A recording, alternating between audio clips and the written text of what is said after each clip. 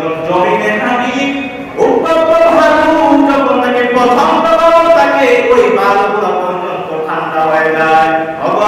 আপনি জানেননি ওই যে মক্কার ওই মরুভূমির পাথরগুলো ওদের কারণে অনেক গরম থাকে, কিন্তু আমি আমেনা যখন পাথর উপর দিয়ে হাঁটি তখন ওই পাথরগুলো ঠান্ডা হয়ে যায়। আমেনা ডাকতে বলে বাবা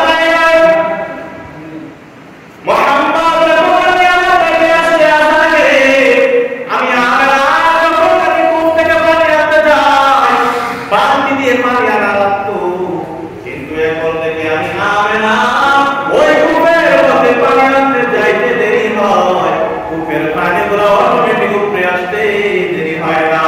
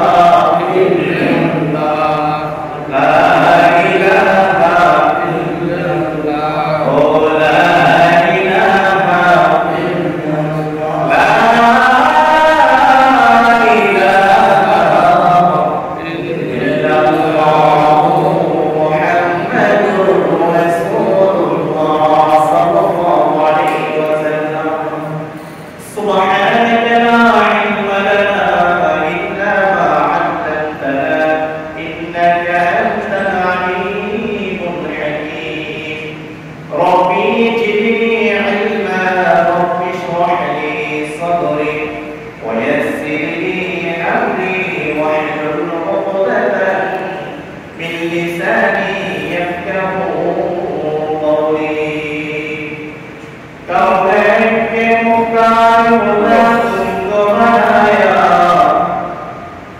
कौन के मुकाम खुदा तुमको बनाया उम्मत की निगरान खुदा तुमको बनाया उम्मत की निगरान खुदा तुमको बनाया मौला मेरा का मेरा रहमत की नबी है मौला मेरा का मेरा रहमत की नबी है सरदार मदीना हमारा तुम अरबी है सरदार मदीना हमारा तुम अरबी है अशजार लगाते हैं नबूवत की शहादत अशजार लगाते हैं नबूवत की शहादत तस्कीक कब्र में देखे अब्दुल की शराब तस्कीक कब्र में देखे अब्दुल की शराब मैं तालिब मौला की मेरे इश्क़ बिलाला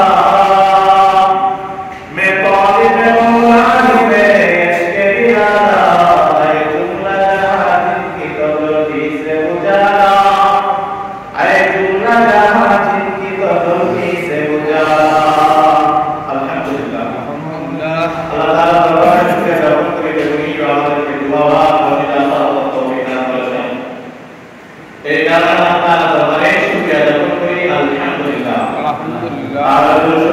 अल्हम्दुलिल्लाह अल्हम्दुलिल्लाह लौकिक दुआ सलाम विश्वमा और मंडल विश्वमा और मुक्ति दिशाए सय्यदुल मुरसलीन ख़ातमुल नबिय्यीन शफीउल मुज़निबीन रहमतुल लिल आलमीन हज़रत मुहम्मद सल्लल्लाहु अलैहि वसल्लम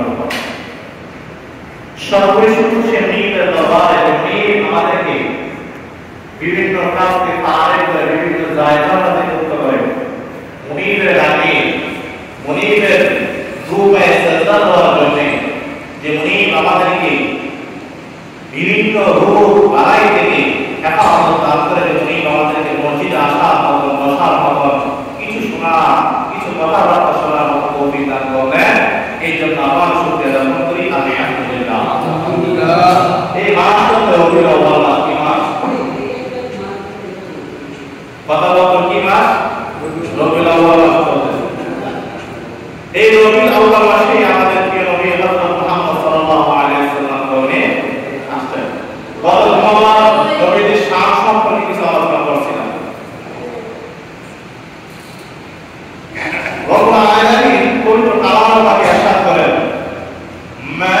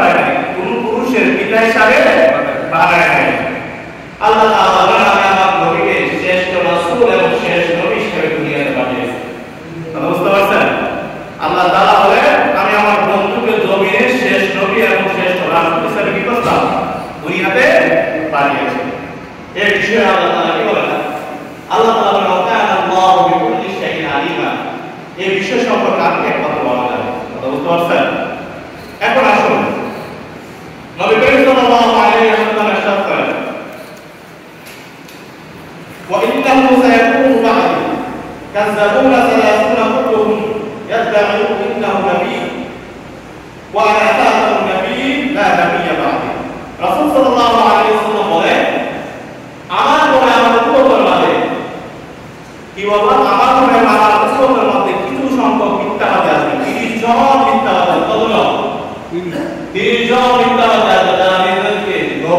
নবুয়ত দাবি করবে কি দাবি করবো যে আমি নবী নবী হিসেবে তাদেরকে দাবি করবে কিন্তু রাসূল সাল্লাল্লাহু আলাইহি ওয়াসাল্লাম বলেন আনা খাতামুন নবিয়্যিন লা নবিয়্যা বা'দি আমি সর্বশ্রেষ্ঠ নবী আমার নবী আসবে না তাহলে বুঝতে হবে যারা কি করে নবী দাবি করে রাসূল দাবি করে তারা কি মিথ্যাবাদী তারা কি মিথ্যাবাদী এখন আসুন রাসূল সাল্লাল্লাহু আলাইহি ওয়াসাল্লামের পিতা সম্পর্কে বলছিলাম না ধন্যবাদ রাসূল সাল্লাল্লাহু আলাইহি ওয়াসাল্লামের পিতা আব্দুল্লাহ যখন তাকে বিবাহ করার পরে আব্দুল্লাহ যখন বিবাহ করলো কিছুদিন যাওয়ার পর ওই যে মহিলা মা তারা জিজ্ঞেস করলো আব্দুল্লাহ তুমি কি বিবাহ করছো বলে হ্যাঁ আমি বিবাহ করে ফেলছি তখন আব্দুল্লাহ অনেক প্রশ্ন করলো আমি বিবাহ করছি এই বিষয়টা আমি জানি আমার পরিবার জানে তুমি তো জানার কথা না কিভাবে জানো তখন ওই মহিলা ডাক্তার বলে আব্দুল্লাহ তুমি যখন বিবাহ করার আগে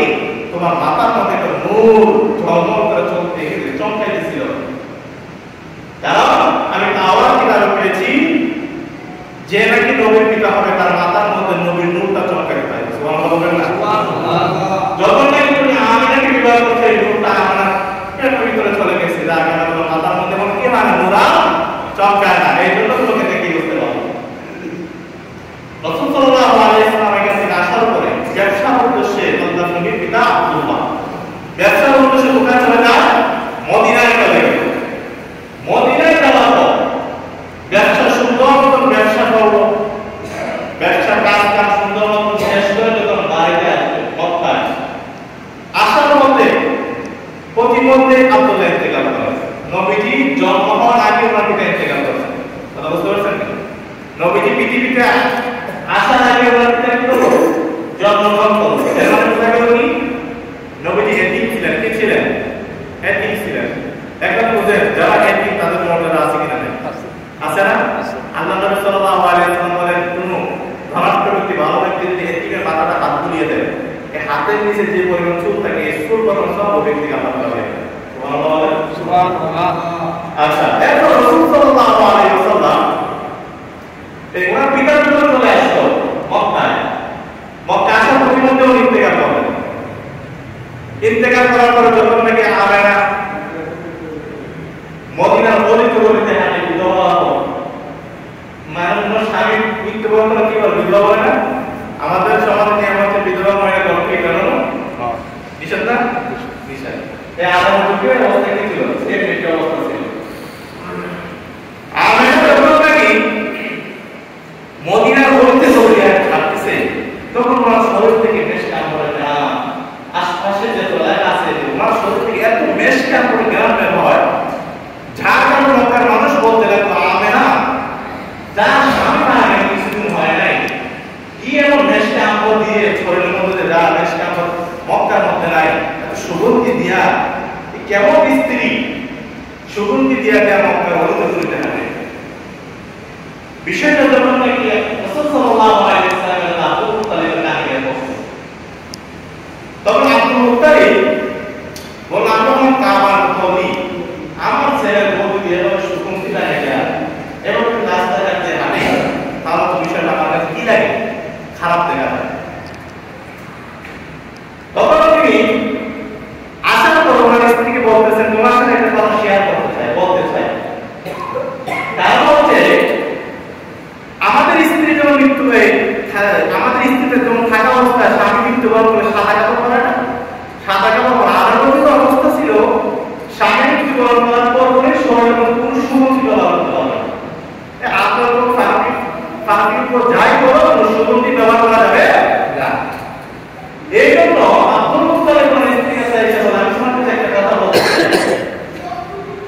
আমার ছেলের বউ কেন এই সুগন্ধি ব্যবহার করে নিজের পরিজনের বরকে ব্যবহার বিষয়টা আমার কাছে আসছে আমি তা আবার বলি আমার বিষয়টা খারাপ তখন আমার স্ত্রী ডাক্তার তাহলে আমি তোমার কাছে কিছু বলতে চাই আব্দুল মুত্তালিবের স্ত্রী ডাক্তারের স্বামী আমি তোমার কাছে কিছু বলতে চাই আমেনা যখন নাকি বাথরুমে গোসল করতে যায় আমেনা যখন নাকি বাথরুমে গোসল করতে যায় গোসল করার পর আমেনা যখন নাকি বাথরুম থেকে বের হয়ে চলে আসে আমি যখন পরবর্তীতে ওই বাথরুমে যাই, গিয়া দেখি বাথরুমে এমন সুগন্ধিকে যেন মিশকা আম্বর বাথরুমের ভিতরে ঢেলে দিয়েছে। সুবহানাল্লাহ বলেন। আব্দুল মুত্তালিব বলেন, ঠিক আছে মা,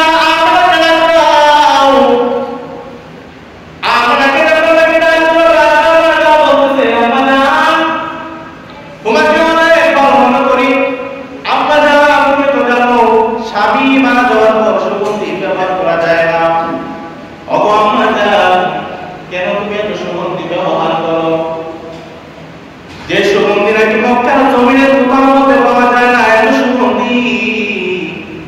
আমরা ডাকতে বলে, বাবা কি বলবো আজকে আপনার কাছে বলি। আব্দুল্লাহ ইবনে মুহাম্মদ পেটের মধ্যে আমি কোনদিন সুগন্ধি ব্যবহার করি নাই, কিন্তু আব্দুল্লাহ ছেলে মুহাম্মদ যখন নাকি আমার শরীরের মধ্যে চলে আসে, আমার পুরাটা শরীর মিষ্টি আম্বরের মতো হয়ে গেছে। সুবহানাল্লাহ বলেন। আমিনা ডাকতে বলে, কি বলবো জানেন, আমি আমিনা চারজন মহিলা আসার পরে আমাকে সালাম দেয়। আব্দুল মুত্তালিব ডাকতে বলে, মা তোমার ঘরে কে চারজন মহিলা আসলো, কিছুই তো বুঝলাম না। আমিনা ডাকতে বলে, বাবা গো, আমার ঘরে কে আসছে জানেন কি? আমি আমিনার কথা নিশ্চয় বললাম, চারজন মহিলা আমার ঘরে কোনো কথা বলতে দেয় না। আমি আমিনার ঘরে আসার পর একজনকে দেখলাম দাঁড়িয়ে আছে, চারজন দাঁড়িয়ে আছে। প্রশ্ন করলাম আপনি কে? তখন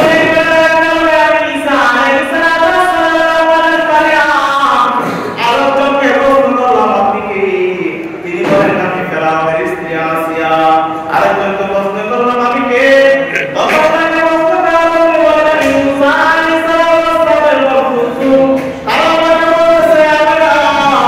শুনে রাখো, তোমার পেটের মধ্যে কে আসছে জানো? ওই মানুষটা তোমার পেটের ভিতরে চলে আসছে, যিনি নাকি দুনিয়ার সর্দার, সমস্ত রাজপুতের সর্দার। ভগবান তোমার ভিতরে কে আসছে তুমি জানো? যার মাধ্যমে আমার নামটা পৃথিবীতে বলতে হবে। আমিনা শুনে রাখো, তোমার পেটের মধ্যে কে আসছে তুমি জানো? ওই মানুষটা আসছে যিনি নাকি আমাদের জান্নাতের স্বামী হবে, যাকে আমাদেরকে জান্নাতের স্বামী হিসেবে কবুল করা হয়েছে। যার নাম কি তুমি জানো? তিনি হলেন দুনিয়ার সর্দার, আখিরাতের সর্দার, জনাবে মুহাম্মদুর রাসূলুল্লাহ সাল্লাল্লাহু আলাইহি ওয়াসাল্লাম। এই আমিনা শুনে রাখো,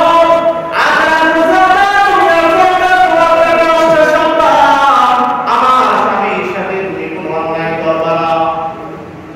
আমিনা ডাকতে বলে, বাবা এই যে সাধারণ বিষয় তুমি জানো কি? ওই জানটা বলে আমাকে বিভিন্ন ভাবে উপহার দিতে জানো, এখন আমার ঘরের মধ্যে ফুল দেওয়া আছে। আব্বা জান শুধু তাই নয়, আমি আমিনা যখন নাকি রাস্তা দিয়ে বের হয়ে যাই, আমি আমিনা রাস্তা দিয়ে বের হয়ে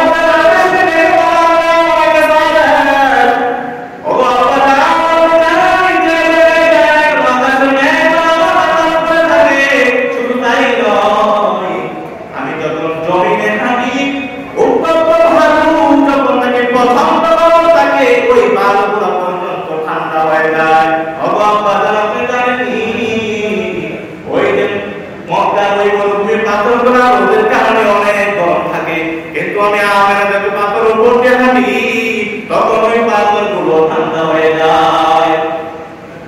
আমিনা ডাকতে বলে, বাবা মুহাম্মদ রাসূলুল্লাহ আমার কাছে আসছে, আসাকে আমি আমিনা যখন নাকি কূপ থেকে পানি আনতে যাই, বালতি দিয়ে পানি আনা লাগতো, কিন্তু এখন থেকে আমি আমিনা ওই কূপের মধ্যে পানি আনতে যাইতে দেরি হয়, কূপের পানিগুলো অটোমেটিক উপরে আসতে দেরি হয় না।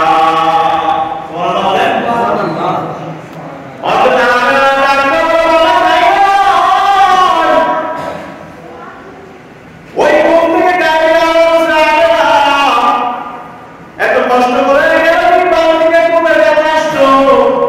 যদি আমাদেরকে ওয়াদা দিতা আমরা কূপের পানি তোমার ঘর পর্যন্ত চলে যাইতাম।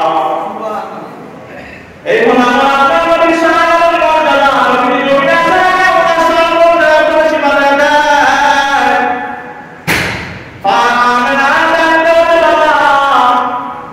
এই সব কিছু হয়েছে একমাত্র আপনার নাতির বদৌলতে।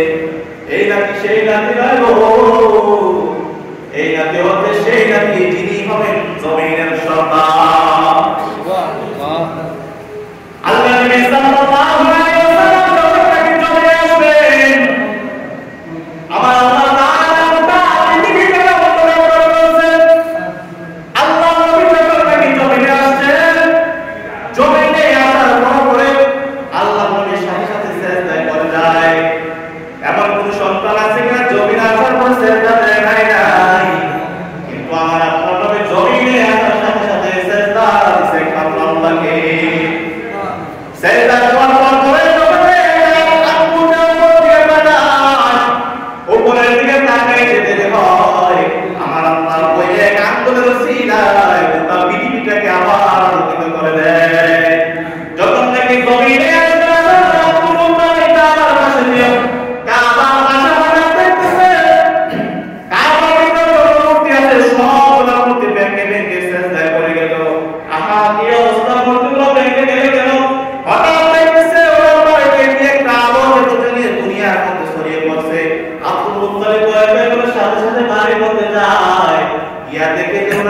দুনিয়াতে আসছে, এমন সময়টাকে গায়েব সন্তানটাকে গায়েব করে দাও। আমেনার সাথে সাথে বলে দিয়ে গেল, কেন কেন আমার সন্তানকে গায়েব করা হবে কেন? এমনি আমার গায়েব আমার নবীকে দুনিয়াতে পাঠানো লাগে পৃথিবীর সমস্ত মাখলুক আমাদের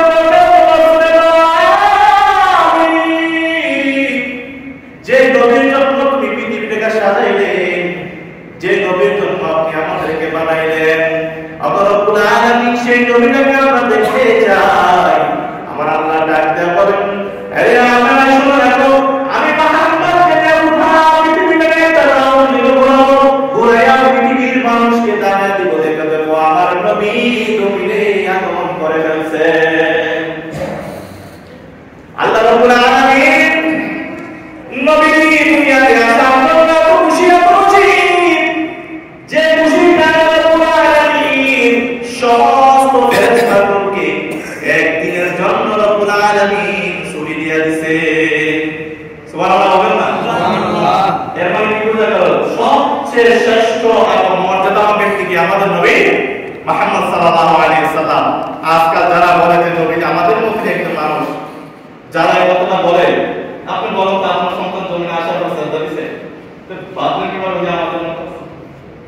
আপনারা বলেন যে আপনার সন্তান জমিনে আসার পর শাহাদাতগুলো উপর দিকে তুলছে আর জমিটা আলোকিত হয়ে গেছে, বিষয়টা এমন হয়েছে? তা কেন বলেন যে নবী আমাদের মতো?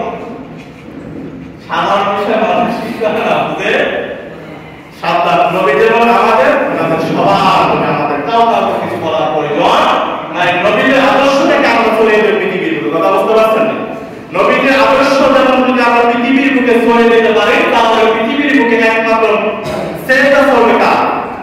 আল্লাহ সেটা চলবে যদি আমরা নবীর আদর্শকে চলে যেতে পারি। কিন্তু আমরা আজকাল নবীর আদর্শ সম্পর্কে কোন নাই, কোন সন্তানকে আমরা পাই আমাদের জমিনের মধ্যে বানাইছে, শরীরটা একেবারে পরিষ্কার পরিচ্ছন্ন ছিল, জমিনের উপরে ফুল ফেলে না তো নাবিটা কাটা ছিল।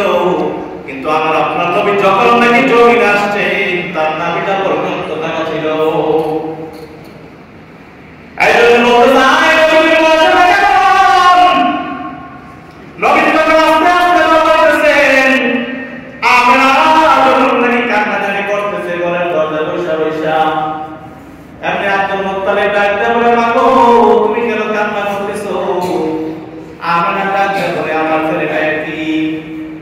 আমার ছেলের বাবা চিন্তা করছে, আমার ছেলেকে মেলা থেকে পুতুল নিয়ে আসতো, বিভিন্ন পুতুল নিয়ে আসতো। কিন্তু আমার ছেলের জন্য বাবা মাটির পুতুল কাঠের পুতুল নিয়ে আসতো, কিন্তু আমার ছেলেটা কি? আমার ছেলের জন্য কেউ পুতুল আনে না। এমনি আল্লাহ তোমার স্বামী তুমি কাঠের পুতুল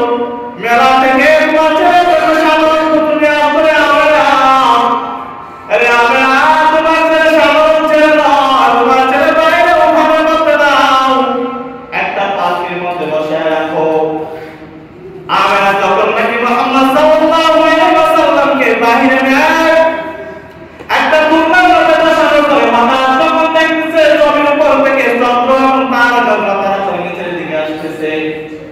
আব্দুল মুত্তালিব ভয় পেয়ে গেল, এভাবে কেন তারকা চন্দ্র নিচের দিকে আসে। কাছাকাছি আসার পর দেখতেছে আমার নবী যেভাবে হাত তোলা দেয় এভাবে চন্দ্র গুলো নড়াচড়া করতেছে। আল্লাহ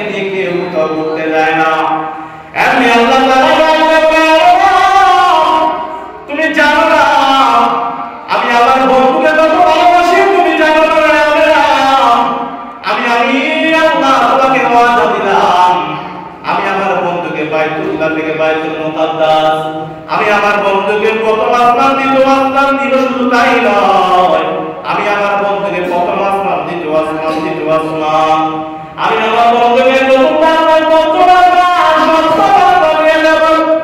আমি আমার বন্ধুকে বাইতুল মামুর পর্যন্ত ঘুরিয়ে আনবো। আমি আমার বন্ধুকে জান্নাত জাহান্নাম ঘুরাইয়া নিব। শুধু তাই নয় আমি আমার বন্ধুকে সিদরাতুল মুনতাহা পর্যন্ত নিব। আমি আমার বন্ধুকে ওই আরশের কুরসির বসে নিয়ে যাব, যে জায়গায় আমি মাওলার কাছে আরশের মধ্যে বসে আছি, সেই আরশের মধ্যে বসাইয়া বলবো নবী গো দেখেন দেখেন আপনার জন্য গোটা পৃথিবীটা আমি মালিক সাজাইলাম, যে মালিক তোমাকে এত সুন্দর জীবন দিল সেই মালিক আমি আল্লাহ। এটা হচ্ছে আমাদের নবীর কি শান এবং মর্যাদা। কথা বুঝতে পারছেন? চিন্তা করেন যে আল্লাহ তাআলা আমাদের কোন নবী উম্মত বানাইছেন, বুঝলেন না?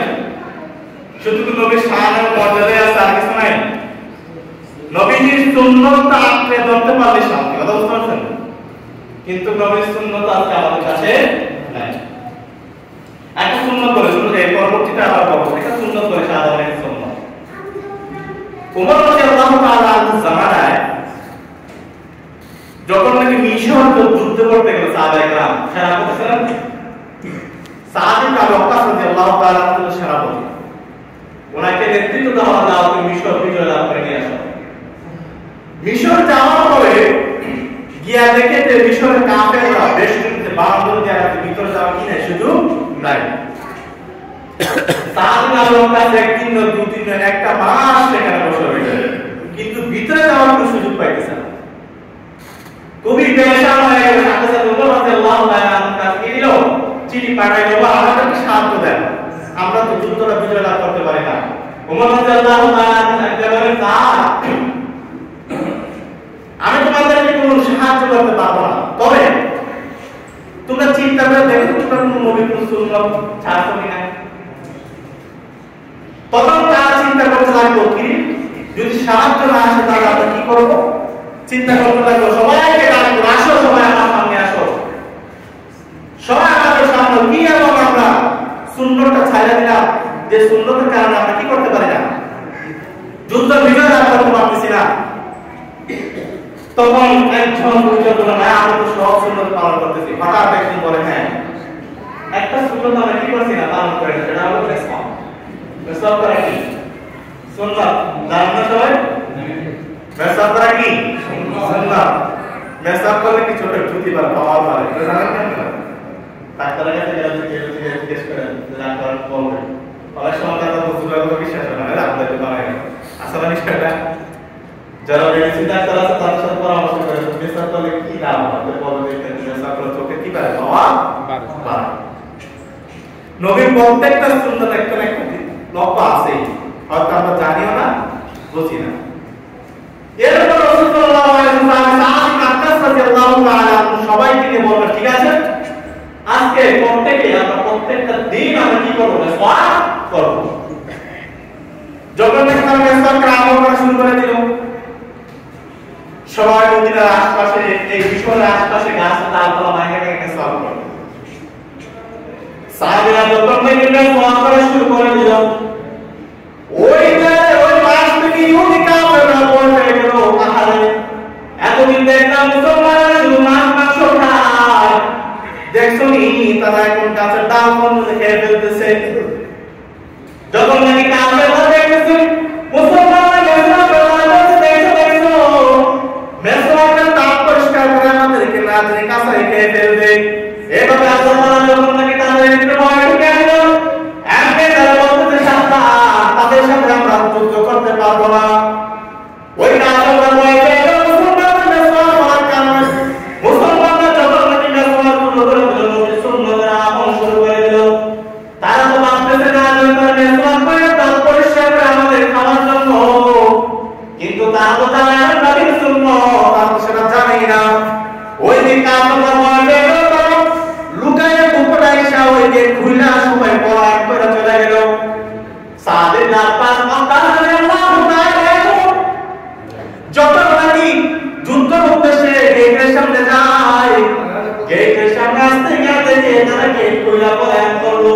মনে মনে মাত্র গিয়ে সবাই তার তারপর আসতে গেল, চলে গেল পাহাড়ের উপর গিয়ে দেখে তারা দৌড়ে দৌড়ে যাইতেছে। একজন সাবধান ভাই, সাবধান, আমাদেরকে মাইরো না, আমাদেরকে কাঁচা খাইও না। সাহাবীরা আবু বকর রাদিয়াল্লাহু তাআলা বলতে কি হলো, আমাদের কাকে খাইলাম, কি হইছে, তারা তো ভয় পেয়ে গেল কেন? তখন নাকি সাদ ইবনে আবু বকর রাদিয়াল্লাহু তাআলা ভাবতেছে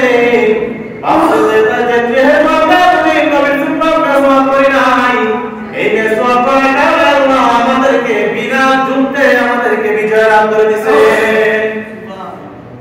তাহলে বুঝা গেল মেসওয়াক করা কি আছে, ফজিলত আছে না? মেসওয়াক করবো তো ইনশাআল্লাহ সবাই। একটা জিনিস বলি, মেসওয়াক করলে দাঁতের জামিটা আছে না, এই যেগুলা এগুলা কিন্তু কি থাকে, মজবুত থাকে, আর ব্রাশ করলে এগুলো ফাঁক হয়ে যায়, কথা বুঝছেন? এই যে দাঁতের তো সমস্যা হয়, মেসওয়াক করে দেখতে দাঁত পরিষ্কার থাকে, কোনো টেরা এক হচ্ছে না, তার একটা কনসেপ্ট নাই গিয়া এই মেসওয়াক করলেন। কিন্তু এই আমি ব্রাশ কিন্তু কম কম শক্ত টেরা না, দরকার কি ব্রাশ শক্ত টেরা লাগে। ব্রাশ মেসওয়াক করে 5 ওয়াক্ত নামাজের সময় সাহাবা কেরাম অভ্যাস ছিল কি জানেন? সাহাবা কেরাম মেসওয়াক করে কানের পাশে রাখতো। আমরা যেমন এই যে বেস্তুরিটা যে কাটপিস যেটা আছে ওগুলো কিনছিলে সেটা রাখেন, আপনারাও মেসওয়াক করে তাই রাখবেন অথবা পাউডার রাখবেন। নামাজে শুরু হওয়ার আগে মেসওয়াক করবেন, এক তো নামাজের সওয়াব আল্লাহ তাআলা 50 নামাজের সওয়াব দিবেন। সুবহানাল্লাহ। আল্লাহ তাআলা আমাদের সবাইকে নবীর শানের মর্যাদা দেওয়ার তৌফিক দান করেন, সকলে আমিন। ধারাবাহিকভাবে ইনশাআল্লাহ নবীর শান সম্পর্কে আলোচনা হবে, আল্লাহ তাআলা সবাইকে বুঝার তৌফিক দান করেন, নবীর সুন্নাত আমাদেরকে আমল করার তৌফিক দান করেন, আমিন। ওয়া আখিরু দাওয়ানা আলহামদুলিল্লাহি রাব্বিল আলামিন।